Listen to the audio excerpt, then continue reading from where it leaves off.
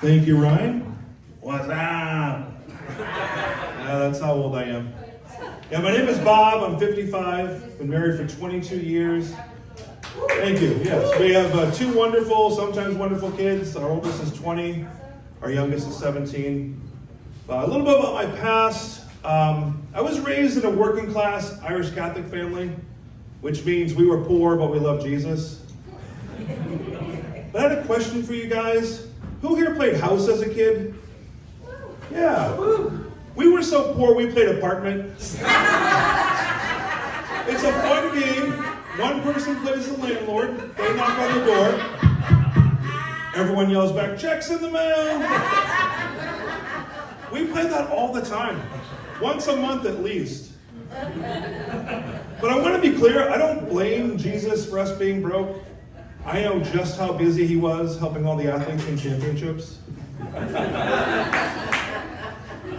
But when you grow up poor, you learn different things than the other kids. Like when my mom said, "Do you want to go shopping?" That was code for, let's put stuff on layaway and pick it up in 30 days. I knew our best chance of having steak was in the first 2 days of the month. Years later, it's a slow one. Years later, I found out most people don't call steak'em steak. Which, if you think about it, is weird because no one brags about the Philly cheese steak'em they just had.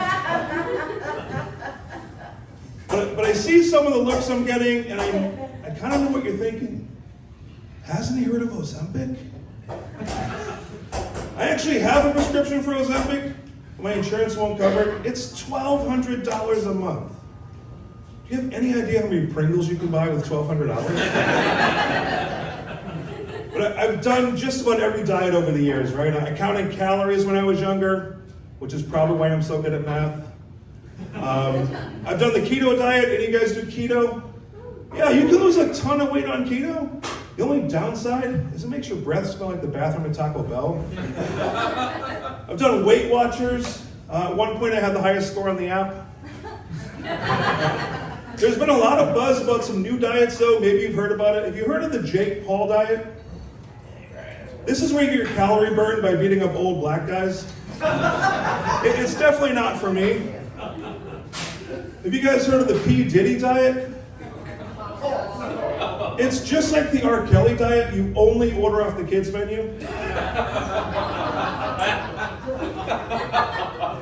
I think we've talked about diets enough. I've been married for 22 years, and we're kind of going through a bit of a rough patch. It all started when I got my wife one of those home teeth whitening kits. It has nothing to do with the color of her teeth. Just that when she uses it, she doesn't talk for 20 minutes.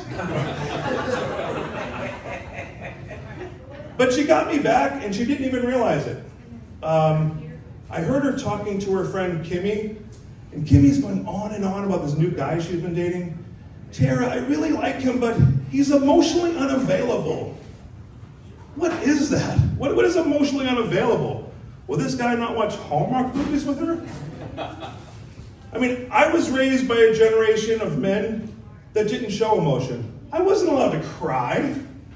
If there was an emotional movie on TV, I had to pretend I had something in my eye. Otherwise, my dad would have been like, "I'll give you something to cry about." Back then, if a guy wasn't emotionally unavailable, he also wasn't into girls. Now, I've raised my kids differently. Ever since I hit 50, I cried every Folders commercial. So hopefully that makes them more well-adjusted. But as Kimmy's going on and on, my wife interjects, and she's like, "Kimmy, you have to stop going for these bad boys. You need to do what I did. You need to get yourself a nerd." As if it was just that simple. We don't grow on trees, right? No. Where would she even go? Guess she'd go to Best Buy and hang out with the Geek Squad. Keep in mind, not even geeks want to date somebody with a virus. She could join a fantasy football league. Anyone here play fantasy football? Yeah. Slim pickings, but still a good one back there. But keep in mind, This is a group that brags about picking up somebody new every week. She can learn to play pickleball. Any pickleballers in here? Woo! Yeah. The great thing about pickleballers is they love to dink around in the kitchen. And for those of you who are looking blankly at me, go learn pickleball and come back and you'll go, oh my God, it was so funny. The thing is, once Kimmy swears off of her bad boys, she's just going to have to come down to the Wakery for open comedy night. Thank you.